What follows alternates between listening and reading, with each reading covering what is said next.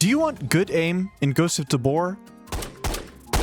Unstable and shaky aim is making you miss when you should have hit that shot? Or do you have good aim and do you want to make it even better to be more deadly than ever on the battlefield? Then this video is for you. Hey guys, Xyrage here and welcome to Ghosts of Tabor. If you're new here, I do guides and gameplay on VR shooters, and in this video, I'll go over everything you need to know to get good aim in Ghosts of Tabor. So grab your favorite drink, sit back, and listen up. So you got two use cases in VR shooters. You have the freehanders and the people using a physical gunstock. If you have a physical gunstock, you can skip to the gameplay tips section of the video, but some of these tips may still be helpful for you.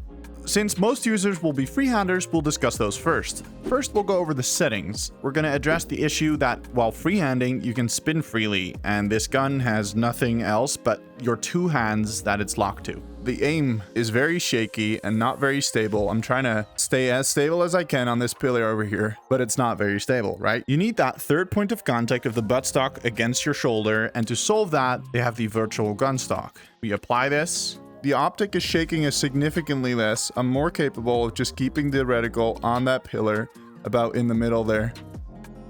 And for Quest, they have the janky aim fix, preventing your gun from doing any of this. So those are the settings. What you can do physically in real life with your hands is hold them as stable as you can against your body or other parts like your headset or your chin. On the Quest 2 and 3 or any other headset with inside-out tracking, have the trigger hand resting on your chin or the bottom of your headset and make sure it's still tracking wherever it is. It might lose tracking if it's too far back towards your body and your headset is in front of it. Now for headsets with base stations like the Valve Index, you can hold your arm against your body with either your hand floating or up against your chin or your headset. As for the other hand, with your forehand, you want to grab the grip and extend your arm all the way. This will increase stability and works with all headsets.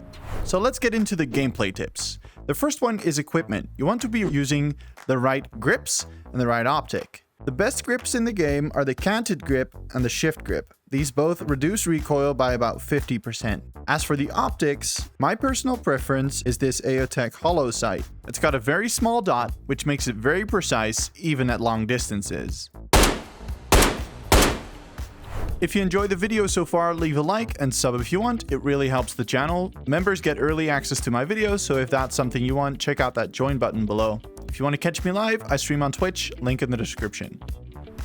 Another tip for gameplay is be patient. Wait for a good shot, wait for someone who's running in concealment or cover to cross an open area. This applies to any FPS, but especially in VR, where shooting is even harder and it may take you more time to kill your target. Also, when you're traveling, have your gun in your hands at low ready, pointing the barrel down. Always be ready to snap up and shoot. There's a point where you go from walking to sprinting, and right after this point is ideal, since it's the fastest to bring up your gun from there. This is especially the case for close quarters. Have your gun up, and in buildings, when turning a corner, aim where you would expect someone to be, and you can snap to your target. And if you're surprised in close quarters, don't bring up your gun to ADS. Instead, point fire. It is much faster. Look at this example at the locker. If I had to bring up my gun to ADS, I would be a lot slower and I don't need the precision at this range. The only way to get really good aim is by practicing, in raids but also in the range. You can practice snapping, really fast hand movements, very fast acceleration and stopping at the right point, snapping from low ready up to your target, snapping when you're already aiming down sight to the target, and also practice your point fire. And something I really recommend you do is warm up. Use the tutorial range, grab the pistol, empty a couple mags at the targets. You can grab the rifle, empty a mag or two, do the snap up and snap to method. You can do this in a training raid too, but this will warm up your muscles, get your blood flowing. The biggest thing I could recommend is getting a physical gunstock. This brings us to the next type of user, those with a physical gunstock. And what does a gunstock exactly do? It aligns the controllers perfectly, as if you were actually holding a rifle. And if you have one with a buttstock, it's got a third point of contact, which you can put up against your shoulder and be much more steady that way. The biggest advantage a gunstock gives me is the enhanced immersion, insane precision, and quicker target acquisition from a low ready, so snapping up to a target and being ready to fire. And you build muscle memory quickly, giving you quicker target acquisition the longer you use it. I use the Mac Tube Pro Tube, and this is the best gunstock on the market. I have an affiliate link down in the description if you want to check that out and support the channel. I have my exact setup explained there. You get 10% off if you sign up for the newsletter. How to set it up correctly, and the first thing is you disable virtual gunstock if you had that enabled, and you enable the physical gunstock. Set up the gunstock in such a way that it works for you and you're not losing any tracking. And then you can go into Up Calibration and actually calibrate all of the different type of weapons: bolt action, LMG, rifle, shotgun, SMG, and snipers. Once you hit calibrate on rifle, it spawns you a rifle. Just drop that one and grab the one that you're going to be running. Attach both controllers to the gunstock, and you can use the left and right thumbstick to adjust the offset and the angle of the weapon.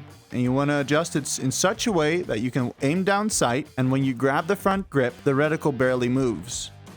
Press both triggers to finish the calibration. Now, I've been using a gunstock for over half a year now. If you want to see what precision and speed I can achieve with that, you can check out this video. Hope you guys enjoyed and learned something. Leave a like, and I'll see you on the next one.